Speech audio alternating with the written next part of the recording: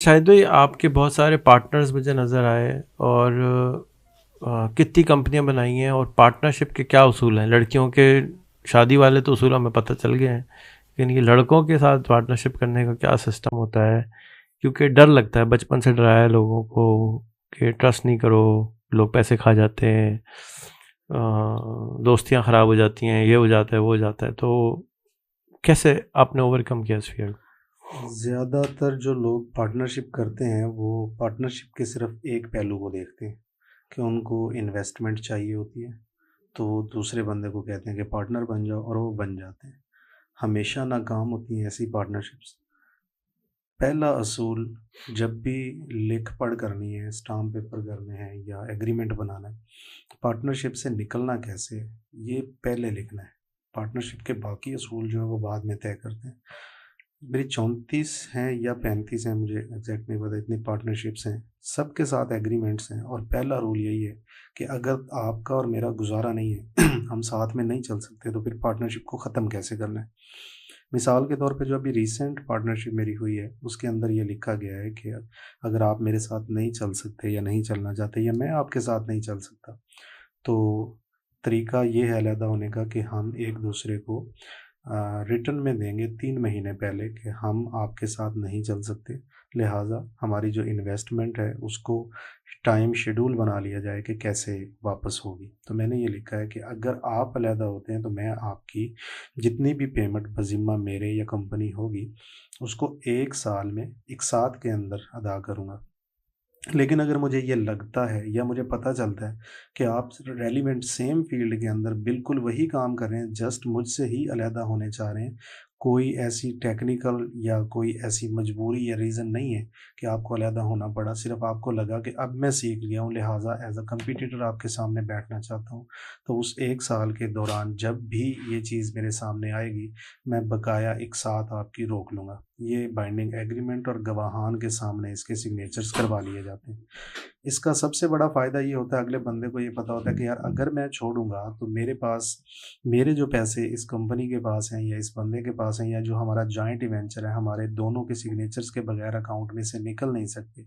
तो वो पैसे चले जाएँगे और कोई भी बंदा इतना रिस्क नहीं लेता, ना लेना चाहता है कि एक चलता हुआ बिज़नेस जो पैसे भी कमा रहा है और पैसे बन के आगे इन्वेस्ट भी हो रहे हैं, इस पैसे को बिल्कुल ऐसे ही छोड़ दिया जाए या इस वजह से छोड़ दिया जाए कि अब मैं अलहदा करना चाहता हूँ, नंबर 1। नंबर 2, ज़रूरी नहीं होता कि मैं कोई बंदा ही मुझे छोड़ के जाएगा। मैं भी छोड़ सकता हूँ, मेरे भी मन में लालच आ सकता है, तो यही बाइंडिंग जो है ये मेरे ऊपर भी लागू है कि वो 3 महीने पहले मैंने बताना है। और अगर मैं इस फ़ील्ड मैं छोड़ रहा हूँ, तो ज़ाहिर है मैंने अपने वो जो शेयर्स हैं या जो कंपनी के बाकी हिस्से हैं, वो उस बंदे के हवाले करने हैं। अगर उस बंदे के हवाले करने हैं, तो अब उसकी बिहाफ़ पे है कि मैं अगर सेम फ़ील्ड के अंदर किसी और को पार्टनर बना के या खुद से ही कर रहा हूँ, सिर्फ़ मकसद उस बंदे को अलहदा करना है, तो फिर ऐसा ना कर सकूँ, पहली चीज़ ये। दूसरा ये देखना बहुत ज़रूरी है कि जिसको हम पार्टनर बना रहे हैं, क्या उसको पार्टनर बनाना हमारी ज़रूरत है या हमारी मजबूरी है या नहीं है? और जो ज़रूरत और मजबूरी है, क्या ये उसको फुलफ़िल भी कर रहा है या नहीं कर रहा? मिसाल के तौर पे मैं कमज़ोर हूँ एक फ़ील्ड के अंदर कि मेरी मार्केटिंग की साइड बहुत कमज़ोर है, मेरे पास पैसा भी है, मेरे पास स्ट्रक्चर भी है, सब कुछ है। लेकिन क्या मैं पार्टनर ऐसे बंदे को बना लूँ जो मार्केटिंग नहीं जानता लेकिन उसके पास पैसा है? तो ये मेरी बहुत बड़ी गलती है। मैं मार्केटिंग के बंदे को ही अपना पार्टनर बनाऊँगा, बेशक उसके पास इन्वेस्टमेंट हो या ना हो, और ऐसा ही करता हूँ। जिस सेक्टर में, जिस फ़ील्ड में कमज़ोरी आपको नज़र आती है, उसमें एक मज़बूत पार्टनर लेके आएँ, स्किल्ड बंदा, जो बिज़नेस को आगे लेके जा सके। ये ना हो कि वो आप पे और आप उसके ऊपर बोझ बन जाएँ। पार्टनरशिप से अलहदा होना इतना आसान कर दें जैसे निकाह में तलाक है, कि अगर आपका गुज़ारा नहीं हो पा रहा तो जस्ट रूल बने हुए हैं सिंपल, उन रूल्स को फ़ॉलो करते हुए अलहदा हो जाएँ। इसी तरह ही होता है और इसी तरह ही होना चाहिए।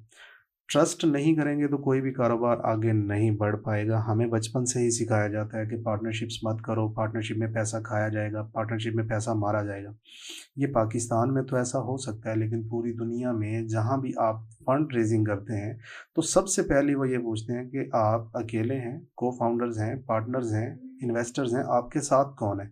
देखा जाता है कि आप जिस प्लेट में से खा रहे हैं, क्या उसमें से शेयर करने का हौसला भी रखते हैं? पार्टनरशिप बेसिकली शेयरिंग है। अपना पेट काट के या अपनी पॉकेट में से पैसे निकाल के किसी दूसरे की पॉकेट में डालना। ज़रूरी नहीं है कि वो मेरी तरफ से ही जाएँगे, ये भी हो सकता है उनकी तरफ से भी आएँ। तो ये दोनों की म्यूचुअल अंडरस्टैंडिंग और बेनिफिट्स के ऊपर मुश्तमिल एक एग्रीमेंट का नाम है। इसको कर लेना चाहिए, ये नहीं करेंगे तो आप आगे नहीं बढ़ सकते। मैं प्रोडक्शन में मजबूत हो सकता हूँ, मैं सेल्स में मजबूत हो सकता हूँ, मैं मार्केटिंग में मजबूत हो सकता हूँ, लेकिन हो सकता है मैं ब्रांड बिल्डिंग में उतना मजबूत ना हूँ। तो जहाँ पे कमज़ोरी है वहीं पे पार्टनर ले आएँ, लेकिन राइट पार्टनर ही आपके बिज़नेस को आगे लेके जाएगा, अदरवाइज़ आपके बिज़नेसेस जो हैं वो पहले से भी बदतर हालत में चले जाएँगे। तो मैं तो ये चंद चीज़ें ही सोचता हूँ और पार्टनरशिप कर लेता हूँ और बहुत आसानी के साथ। लेकिन कभी भी कोई भी पार्टनरशिप ज़बानी कलामी नहीं करता कि ठीक है जी आप मेरे पार्टनर हैं, मैं आपका पार्टनर हूँ, नहीं। और कभी भी किसी को पैसे की खातिर पार्टनर नहीं बनाते। या तो वो बंदा किसी एक फ़ील्ड के अंदर मज़बूत है और एक में कमज़ोर। मैं उसकी उस ज़रूरत को फुलफ़िल कर सकता हूँ तो पार्टनर बन जाता हूँ। मिसाल देता हूँ, एक ब्रांड था जो मैन्युफैक्चरिंग बहुत अच्छी करता था, बहुत ज़बरदस्त प्रोडक्ट बनाता था, लेकिन वो मार्केट नहीं कर पा रहा। मार्केटिंग साइड मुझे लगता है कि मेरी थोड़ी मज़बूत है, तो मैंने उसके साथ पार्टनरशिप कर ली कि भाई इतने परसेंट लूँगा, मार्केटिंग मैं करूँगा, सेल्स को आप देखें, मैनेजमेंट को आप देखें, एग्ज़ीक्यूशन को आप देखें, सब कुछ आपका। लेकिन अगर आपको लगे कि अब इतनी मार्केटिंग हो गई है कि हमें शाहिद की ज़रूरत नहीं है, तो बस 3 महीने पहले बताएँ, अपने लेन-देन हिसाब-किताब अलग करते हैं, आप अपने घर, मैं अपने घर। तो वो बंदा मेरे साथ चला और आज 2.5 साल हो गए, बेहतरीन पार्टनरशिप चल रही है, बहुत लंबे पैसे नहीं कमा के दे रहा, लेकिन इतने पैसे कमा के दे रहा है मेरे से, मुझे लगता है कि ये इनफ है। तो पार्टनरशिप्स ईज़ी होनी चाहिए, आसान होनी चाहिए और लाज़मी होनी चाहिए, इसकी तरवीज करनी पड़ेगी। अच्छा, 35 पार्टनरशिप करी, तलाक़ें कितनी हुई? 2, तो किस वजह से हुई? एक मेरी वजह से, एक उनकी वजह से। तो क्या उसमें क्या सीखा आपने? उसमें यही सीखा कि पार्टनरशिप्स करनी भी चाहिए और अगर गुज़ारा ना हो तो छोड़ भी देनी चाहिए। लेकिन छोड़ते वक़्त जो एक-दूसरे को नुकसान देते हैं या एक-दूसरे की इमेज को तबाह करते हैं, वो नहीं करना चाहिए और हम दोनों ने नहीं किया। जिसको मैंने छोड़ा उसने भी और जिसने मुझे छोड़ा उसने भी। सही। किन चीज़ों का ख़्याल करा आपने? कहा एक तो जो आपकी अपनी स्ट्रेंथ है वो वाला पार्टनर ना बनाए, दूसरा पार्टनर बनाए, जी, और कोई चीज़ जो मुझे पूछनी चाहिए? बहुत सारी चीज़ें पूछ सकते हैं। बताएँ क्या? नहीं, मुझे नहीं पता, आपके ज़हन में जो आ रहा है पूछ। सही है। ठीक है, नहीं दैट्स इनफ, मेरे समझ में आ गया। Thank you. हाँ, आपसे पार्टनरशिप कैसे करे कोई?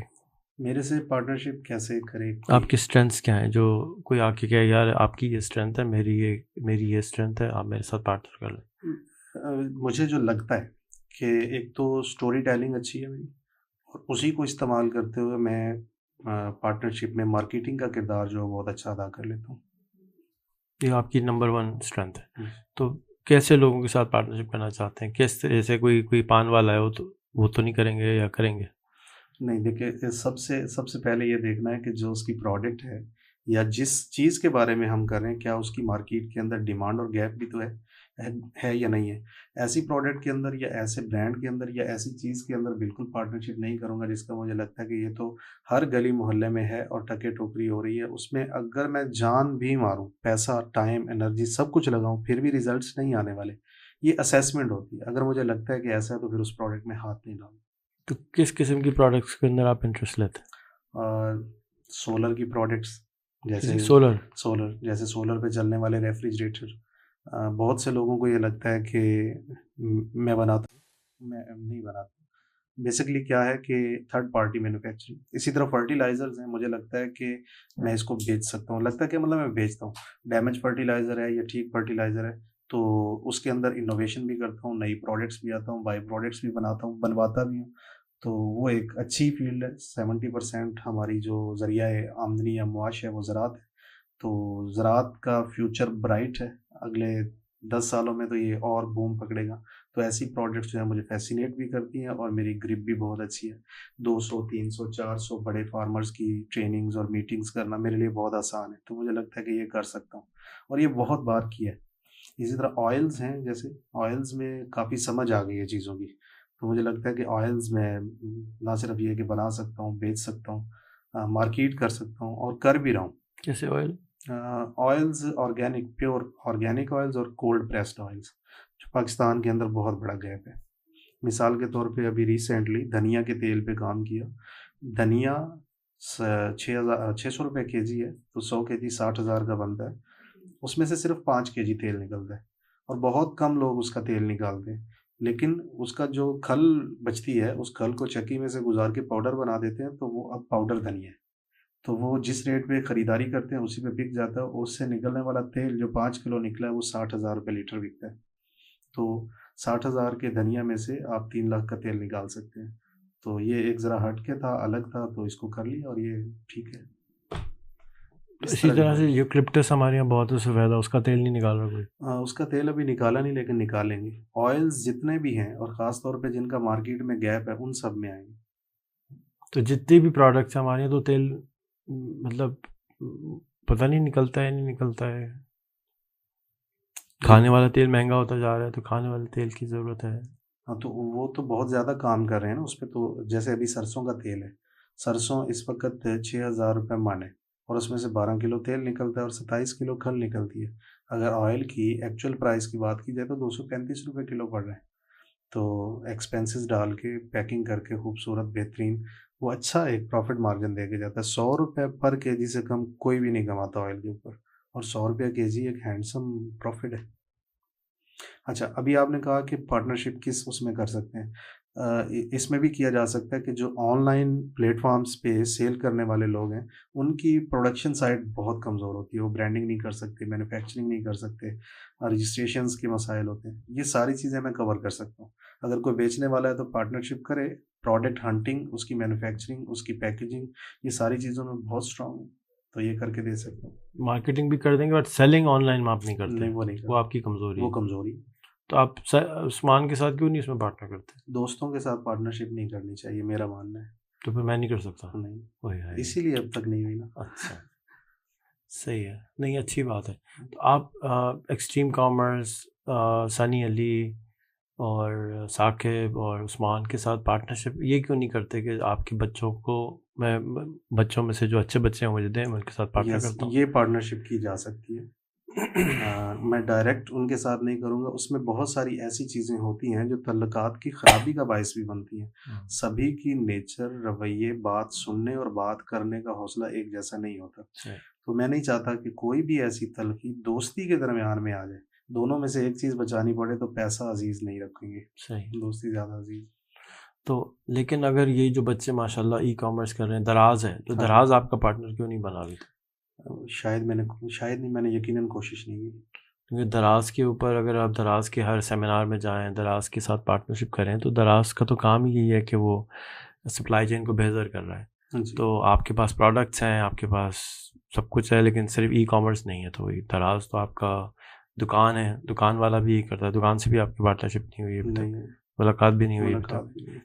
तो मैं ये दोनों की कोशिश कराता हूँ आपकी। 100+ ऐसी प्रोडक्ट्स जो हैं वो दराज और दुकान के सेल करने वाले लोगों के लिए मैं बना सकता हूँ, जो वर्ल्ड क्लास हो, टॉप क्वालिटी। मतलब उसके अंदर किसी भी किस्म की वो चीज़ें ना हो जो वर्ल्ड तो आप हेल्थ दराज का ऑर्गेनाइजेशन ट्रेनर क्यों नहीं रख कहते हैं। लेते? अपने पास यानी आप जिसके लिए प्रोडक्ट बना रहे हैं, जैसे आप मेरे लिए अब 2 प्रोडक्ट बनाने जा रहे हैं, साबुन और वॉशिंग पाउडर, हाँ तो जी। वो दोनों सबसे पहले तो मैं उसको दराज पे बेचूंगा। मैं तो बेचूंगा ही नहीं बगैर दराज के। ठीक है। तो अब बगैर पहले मैं इसकी दराज की दुकान बनाऊंगा। तो जैसे आप कह रहे हैं मैं रजिस्ट्रेशन भी करा दूंगा, मैं ट्रेडमार्क भी करा दूंगा, तो आप मैं दराज जी। की दुकान भी खोल के दे हाँ, दूंगा। ये ऐसा हो सकता है कि अगर कोई भी दुकान दराज पे खोलना चाहे तो नहीं उसमें नहीं, कोई ऑप्शन ही नहीं है ना। आप ठीक है। आप कहें जी आप मुझसे प्रोडक्ट बनवा रहे हैं, ओके। आप मुझसे रजिस्ट्रेशन करा रहे हैं, मैं आपको दुकान दराज की दुकान भी दूंगा। अच्छा, दराज की दुकान बना के दे दें। ओके। दुकान तो आपको पता है दुकान फ्लिप हो जाती है। नहीं, ये नहीं मुझे पता। अच्छा, देखिए अमेज़ॉन की दुकान फ्लिप हो जाती है, पता है? नहीं। पता। अच्छा, सनी अली का असल बिजनेस क्या है? सनी अली पैसे दुकान अमेज़ॉन नहीं सिखाता। ओके। ठीक है, सनी अली ये नहीं कह रहा कि आप अमेज़ॉन पे दुकान खोलें और माल बेचें, वो ये नहीं कह रहा। आपको ये बात नहीं मालूम? नहीं, मुझे ओके, नहीं। चलें। सनी अली ये कह रहा है कि मैं आपको वेल्दी बनाना चाहता हूँ। ठीक है। आप अभी फंसे हुए हैं किचन पैसों में, हम्म। फिर आप अगले स्टेज पे आ जाएं कि आप दूसरों को हायर करें, फिर आप उस बिज़नेस को बेचें, फिर आप इन्वेस्टर बन जाएं और आप सिर्फ इन्वेस्टमेंट करें, आपका टाइम दूसरों का ख़रीदें। तो अब आप जो हैं अभी तक फंसे हुए हैं, सिर्फ अपना काम करते हैं, आप अभी तक इन्वेस्टर वाली सिचुएशन में नहीं आए। नहीं। सनी चाहता है कि ज़्यादा से ज़्यादा बच्चे जो उसके शागिर्द हैं वो इन्वेस्टर कैटेगरी में आ जाए। अभी वो फंसे हुए किचन वाले पैसों में, 35,000, 50,000, लाख, 4-5 लाख रुपए भी अगर कमा रहे हैं तो अभी तक वो दूसरों का टाइम नहीं खरीद रहे, अपना टाइम खरीद रहे हैं। तो पहले तो आप ये करें कि आप इस टॉपिक के ऊपर सनी से पूरी क्लास लें, घंटा 1.5 निकालें, उसके साथ पूरी पॉडकास्ट करें, वो मैं अरेंज कर दूंगा। और फिर यही चीज़ वो क्या किस तरह होती है, उस तरह तरीका ये होता है कि आप पहले अमेज़ॉन पे दुकान बनाते, फ़र्ज़ करें मैं एक पेट्रोल पंप बनाता हूँ और पेट्रोल पंप बना के मैं उसको चलाना शुरू करता हूँ। अब मेरी करोड़ रुपए महीने की सेल है, तो साल की 12 करोड़ की सेल है, ठीक है। अब मैं कहूँगा यार मुझे 36 करोड़ दे दो, ये पेट्रोल पंप तो ले लो, तो मेरे पास क्या आ गया, 36 करोड़ नकद आ गया। अब मैं उस 36 करोड़ से खेल सकता हूँ। ऐसे ही वो चलता हुआ बिजनेस जो था वो मुझे करोड़ रुपए के अंदर 10 लाख रुपए महीना बचा रहा था, यहाँ मेरे पास कैश 36 करोड़ आ गया। उसने अच्छा, उस बंदे को उसके पास पहले 10-20 पेट्रोल पंप थे, उसने कहा एक और ले लो। तो ये एक और बिजनेस है जो कि अभी तक आप उस तक नहीं पहुंचे। उसका बिजनेस मॉडल ही यही होता है कि आप पूरी दुकान बेच देते हैं। इसी तरह अमेज़ॉन पे आप दुकान बनाते हैं, $1,00,000 साल की सेल हुई, अब वो आपने $1,00,000 साल की सेल की दुकान को 1,00,000 या 3 लाख में दुकान बेच दी, तो आपके पास क्या आ गया, 9 करोड़ रुपया कैश आ गया। अब आप हो गए वेल्दी। अब आप 9 करोड़ से आराम से पहले गाड़ी खरीदें, घर ठीक करें, चीज़ें करें। अब आप अगली कैटेगरी में शामिल हो गए। अब आप एक और दुकान बना लें, अब 3 दुकानें बना लें, बंदे हायर करें, अब 3 दुकानें और बनाएं। 3 दुकानें बनाने के बाद आप उनको भेज दें।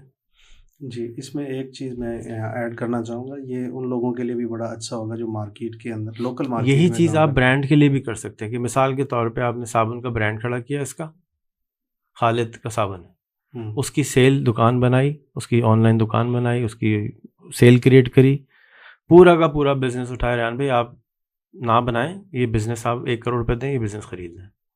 टीम भी आ गई, बिजनेस भी आ गया, चलता हुआ बिजनेस है, प्रॉफिट दे रहा है, 10-15% प्रॉफिट दे रहा है, 20% प्रॉफिट दे रहा है, चलता हुआ बिजनेस आपने पूरा बेचा। उस खालिद की जिंदगी चेंज हो गई, क्योंकि उसको खट्टे करोड़ रुपए आ गए। उसने जिंदगी में करोड़ रुपए कभी नहीं देख नहीं सकता, वो हैंड टू माउथ ही रहेगा। यहाँ पे इकट्ठे करोड़ रुपए आ गए।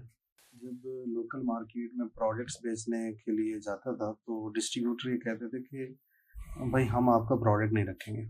क्यों? कि आपका प्रोडक्ट कौन लेगा? दुकानदारों पर बहुत ज़्यादा मेहनत करनी पड़ेगी हमें, तो लिहाजा हम नहीं करते ये काम। तो एक चीज़ सीखी कि दुकानदार को, डिस्ट्रीब्यूटर को प्रोडक्ट नहीं बेचनी, डिस्ट्रीब्यूटर को दुकानदार बेचना है। तो 30 से 40 दुकानों पे अपना माल रखवा के उन पे रिपीट लेके आता था। रिपीट आ जाती है तकरीबन 1.5 महीने के अंदर के माल बिकना शुरू हो जाए। तो फिर क्या करता था, वो डाटा उठा के उस डिस्ट्रीब्यूटर के पास में जाता था कि ये डिस्ट्रीब्यूटर है, ये दुकानदार है, 30, 35 या 40 आपके एरिया में मेरी प्रोडक्ट खरीद रहे हैं, ये इनके बिल हैं, 3 मरतबा, 4 मरतबा या 5 मरतबा मुझसे प्रोडक्ट खरीद चुके हैं, आप मेरा माल रखो, ये दुकानदार सारे मैं आपको दे देता हूँ। और डिस्ट्रीब्यूटर के पास 10 से 15 प्रोडक्ट होते हैं, बल्कि इससे भी ज़्यादा होते हैं, एक प्रोडक्ट नहीं होता। तो उनको ये समझाया कि आपका फ़ायदा ये होगा कि मेरा प्रोडक्ट तो इन दुकानों पे जाएगा ही, आपको 30 ऐसे दुकानदार मिल जाएंगे जो पहले आपके साथ काम नहीं कर रहे, लेकिन आप अपने 15 मजीद प्रोडक्ट भी बेच सकते हैं। इस स्ट्रेटजी पे अमल करते हुए जिस भी डिस्ट्रीब्यूटर के पास गया उसने फ़ौरन हामी भरी। जैसे ही हामी भरी तो मैं यहाँ पे कहता था रुके, इन 30 दुकानदारों से जो मैंने पैसे लेने हैं वो आपके खाते में ऐड हो जाएंगे, अब मैंने उनसे नहीं लेने, आपसे लेने हैं। आपकी सप्लाई चेन बन गई है, आप उनको माल दो, पैसे लो, और 30 के 30 दुकानदारों का खाता उसके हैंड ओवर करके अब मैं मज़ीद उधार नहीं देने वाला। उधार तो वही है जो दुकानों को दे चुका हूँ, तो उसके बाद एक ही डिस्ट्रीब्यूटर से काम करता हूँ। तो ये बड़ी कामयाब स्ट्रैटेजी रही।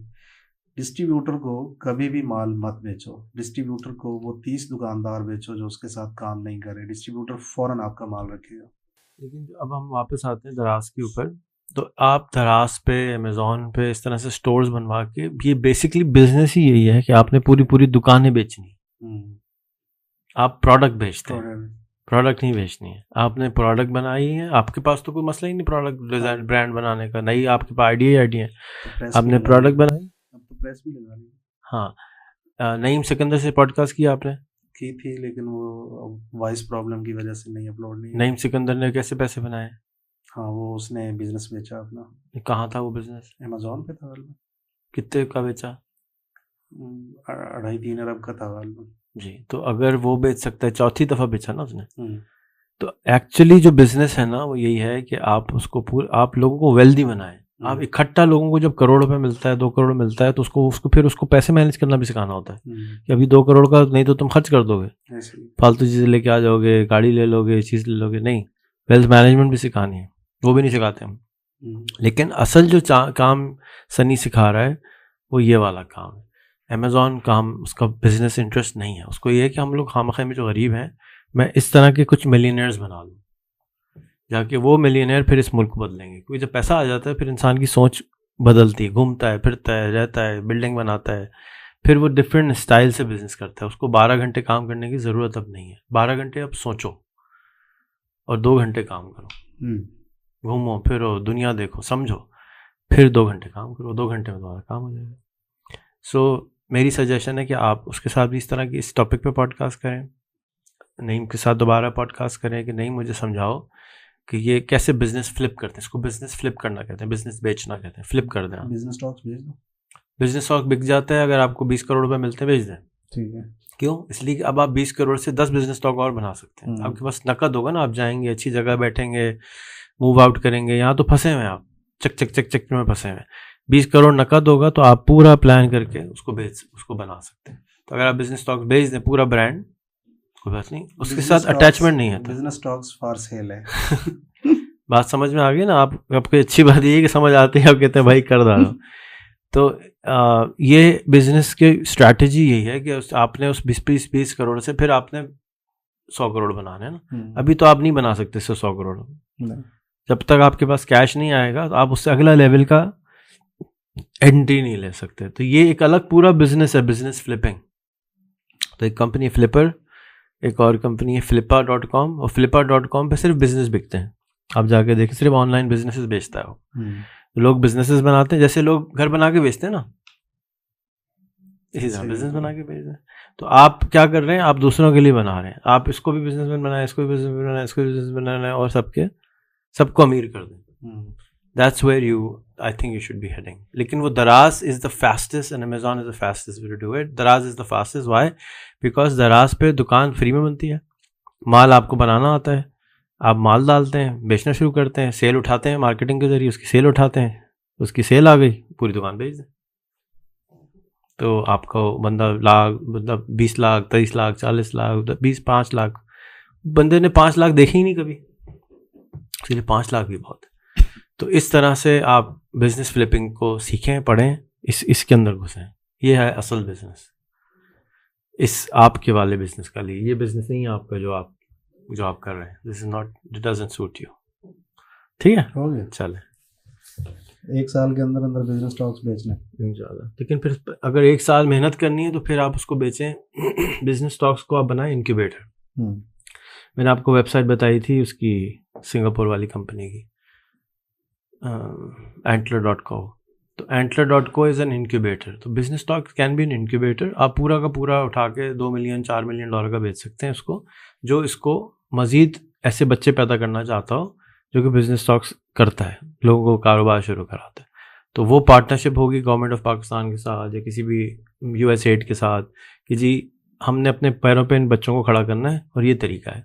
तो वो पूरा आइडिया $5 मिलियन का ख़रीद लेगा, $10 मिलियन का ख़रीद लेगा कि जी पूरा इंफ्रास्ट्रक्चर, बिल्डिंग, सीडिंग, टीम, वो सब ख़रीद लेंगे। 6 महीने आप ट्रेनिंग करेंगे, बाहर आ जाएंगे उससे।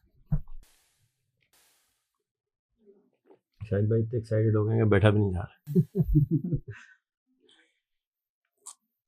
ठीक है, then you go and do something different जो आप करना चाहते हैं। मैं इस पे सोच तो काफ़ी टाइम से रहा था। आपको याद होगा मैंने एक पोस्ट ग्रुप के अंदर वो डाला भी था कि बिजनेस यही है कि बिजनेस बना के बिजनेस भेज दो, लेकिन क्लैरिटी नहीं आ रही। वो आ जाएगी, वो जब टाइम आता है तो आ जाती है, चीज़ आ जाती है। वो कहते हैं जब स्टूडेंट रेडी होता है तो टीचर खुद ही नाज़िल हो जाता है। तो इसको करें। और इसके टीचर एक्चुअल टीचर सनी है, मैं नहीं हूँ, या और जो लोग फ्लिपिंग का आपने पढ़ना जो है ना बिजनेस, वो है बिजनेस को फ्लिप कैसे करते हैं। ठीक है, ये एक पूरी साइंस है अलग, मुझे नहीं आती। मैंने अपना कोई बिजनेस आज तक नहीं बेचा। मैं पिछले 4 महीने से अपना एक बिजनेस जो है उसको बेचने की कोशिश कर रहा हूँ। It's a very good business, but मुझे आता नहीं, जैसे मेरी स्ट्रेंथ नहीं है। तो जो स्ट्रेंथ नहीं है उसके लिए फिर आपको हेल्प चाहिए होती है, तो उसके लॉयर्स होते हैं, उसकी कंपनीज होती है, वो पूरा उनका काम ही यही है, वो बिजनेस खरीदो फरोख्त करते हैं। मर्जर्स एंड एक्विजिशंस, ये पूरा एक पूरा सब्जेक्ट M&A, इसके ऊपर पूरी कहानी, मतलब एक्सपर्ट्स दुनिया के अंदर भरे पड़े हैं M&A के। मर्जर्स यानी मर्ज कर लो बिजनेस स्टॉक को, किसी और से मर्ज कर दो, जैसे KFC और किसी और को एक्वायर कर लो, या एक्वायर कर लो, खुद करके अपने अंदर जम कर लो, क्योंकि ऑर्गेनिक ग्रोथ टाइम लेती है। आपने इसके ऊपर 10 साल लगाए, अब ये 10 साल में अगर नहीं बनेगा तो 3 साल में बनेगा। तो वो 3 साल, अभी ट्विटर कितने का बिका है? कितने अरब डॉलर? 42 बिलियन डॉलर का। 42 बिलियन के उसको क्यों खर्च करा उसने? उसका एक स्टेटमेंट है, कहते हैं 3 साल बचाए मैंने अपने, बस। मैंने एलोन मस्क को ज़रूरत नहीं थी कि वो ट्विटर खरीद, वो एक और भी बना सकता था, उसके लिए कोई बड़ी बात नहीं थी, लेकिन वो उसके लिए टाइम 3 साल दोबारा बचाए ज़िंदगी के। तो उस टाइम को बचाने के लिए उसने कहा कोई बात नहीं, मैं 42 बिलियन दे देता हूँ। तो ये चीज़ हमको समझ नहीं आती जब पैसा नहीं होता तो, क्योंकि टाइम इज़ मनी। अगर आप किसी का टाइम खरीद सकें, that is where the real money, मतलब यू आपने ज़िंदगी ऐड कर ली ना अपने अंदर। अब आप क्या करते हैं, यार ये मैं नहीं कर रहा, ये तो मैं नहीं बरबा रहा किसी से, मैं खुद ही बना लेता हूँ। अपने खच्चल ख्वार हो गए, 12 घंटे लगाए, 1 हफ्ता लगाया, उसकी टाइम की कैलकुलेशन नहीं करी। तो इस चीज़ के पैसे हम देते नहीं हैं। इसी तरह माशरे के अंदर क्योंकि टाइम सस्ता है, हमारे मुल्क में टाइम क्योंकि सस्ता है इन जनरल, तो लोग हम इसलिए दूसरों को पैसे नहीं देते, और स्पेशलिस्ट है ही नहीं हमारे यहाँ। तो फॉर एग्जाम्पल आप पॉडकास्ट कर रहे हो और 10 आदमी कहते हैं पॉडकास्ट करते हैं, तो करना क्या चाहिए? चल भाई आ जाओ, तू पार्टनर बन, मैं तेरी कंपनी में 20% का पार्टनर हूँ, 80% तेरा, तू कर गधा की तरह। फिर कंपनी बिकवा दें उसकी, उसमें 20% आपके भी हो गए, 80% उसको हो गए। This is what antler does. Antler ये करता है कि वो कहता है ये लो $1.5 लाख, पहले मेरे पास तुम 3 महीने की ट्रेनिंग लोगे, उसके मैं लूँगा $50,000, तो 1.5 लाख में से 50,000 मैंने वापस रख लिए, ठीक है। अच्छा, जब मैंने 1.5 लाख दिए और 1.5 लाख के बदले 10% लिया, तो कंपनी कितने की हुई? 1 करोड़, $1.5 मिलियन, 1.5 मिलियन, ठीक है। तो इवैल्यूएशन कितने की हो गई? भाई रेहान भाई ने ये चमचा जो है ना वो 1.5 मिलियन का खरीदा है, ठीक है। उस 1.5 मिलियन में से $50,000 किसको वापस मिल गए? वापस आप ही को मिल गए, ट्रेनिंग के। तो ट्रेनिंग हो गई। अब ट्रेनिंग के बाद अब वो 3 महीने तक उसको ट्रेन करते हैं, ये करते हैं, वो करते हैं, फिर डिसाइड करते हैं कि $1 लाख देने या नहीं देने। पहले 50,000 की ट्रेनिंग दे देते हैं, फिर वो बंदा ट्रेन होता है, फिर उसको और लोगों से मिलवाते हैं, तुम भी फाउंडर हो, तुम भी फाउंडर हो, मिल जाओ। और फिर उनके पास सैकड़ों बच्चे इस तरह की वजह है जिसमें सब में वो 10% के पार्टनर होते हैं, ठीक है। तो ये है वेंचर कैपिटल, सीड फंडिंग, बिल्कुल बीज वाला। अगला है अब नया जो एक और आया है, उसको कहते हैं ये लोग studio, venture studio. Venture studio क्या होता है? वेंचर स्टूडियो में आप 50 to 70% आप रख लेते हैं, लेकिन वो बच्चा बिल्कुल अनाड़ी होता है, उसको थोड़े खर्चा भी देते हैं, उसको गाइडेंस भी देते हैं, उसको ट्रेनिंग भी देते हैं, उसका बिजनेस खड़ा कर देते हैं। फिर उसका बिजनेस बेचने के लिए वेंचर कैपिटल के पास जाते हैं, कहते हैं ये मैंने 10 बच्चे तैयार किए, इन पे बिड करो, 10% तुम ले लो और इतने पैसे दे दो 10% के, फॉर एग्जाम्पल $1 लाख। तो $1 लाख का जब बिजनेस किसी को उसने दिया तो वैल्यूएशन कितनी हो गई? $1 मिलियन। तो 1 मिलियन का बिजनेस खड़ा हो गया उस बच्चे का। अब वो बच्चा और तगड़ा हो गया और लगा रहा। फिर वो दूसरे के पास जाते हैं, कहते हैं भाई अभी हमें सीरीज बी करनी है, अब आप 5% लें, क्योंकि $5 लाख दें, तो आपकी वैल्यूएशन और 100 मिलियन की हो गई। तो इस तरह से ये वेंचर फंड काम करता है, जो हमारे यहाँ अभी तक शुरू नहीं हुआ है। इसमें पूरी दुनिया खुल जाती है आपके लिए, क्योंकि बहुत सारे ट्रिलियंस ऑफ डॉलर, सिर्फ नॉर्वे के $2.5 ट्रिलियन फालतू पड़े हैं जो इन्वेस्ट करते हैं। $2.5 ट्रिलियन, 2,500 बिलियन डॉलर वो उस तरह से खर्च करते हैं। ले भाई ले दो। जैसे आप खरीदते हैं कि जाओ यार 100 किलो अमरूद ले आओ, फिर उसकी छाटी करते हैं, है ना। 100 रुपये किलो से आपने 100 किलो अमरूद करे, तो आपने क्या किया, 1,000 रुपये वाले अमरूद थोड़े से निकले, वो अलग कर दिए। फिर निकले 500 रुपये वाले अमरूद, वो थोड़े अलग कर दिए। फिर आपने किया कि जी इसमें वेस्ट बढ़ा, 50% तो वेस्ट हो गया, 50% कंपनीज बंद हो जाती है। वो क्या करते हैं, यहाँ इकट्ठे जाते हैं, 100 कंपनियाँ खरीदते हैं, उसमें से सिर्फ 2% 100x दे देते हैं। तो आपने कहा ना कि भाई तेल जो है ना इतने का बिक जाता है, तो इसी तरह वो 2% से सारे पैसे पूरे कर लेते हैं। और 50% उनको पता है बंद हो जाएंगे, खतरा है, कोई बात नहीं, दे दो।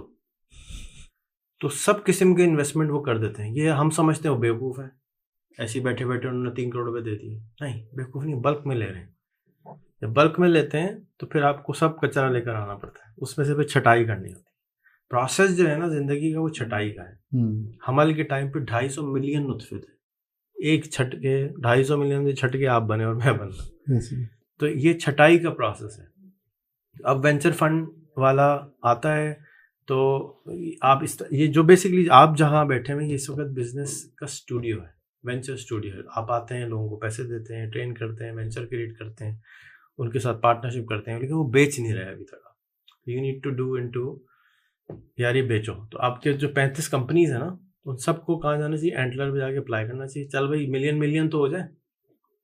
अगर तो $35 मिलियन में से कुछ नहीं तो $5 मिलियन तो आएगा 35 में से, किसी पे तो बिड करेंगे वो, तो हो सकता है आपका उड़ जाए। तो एक ही वेंचर उठ जाएगा। अब ये मेरे स्कूल का मॉडल है कि 8th और 9th में मैंने उन बच्चों को मैं ट्रेन कर चुका हूँ 3 साल, और वो कोई ना कोई वाले के एक्सपर्ट होंगे।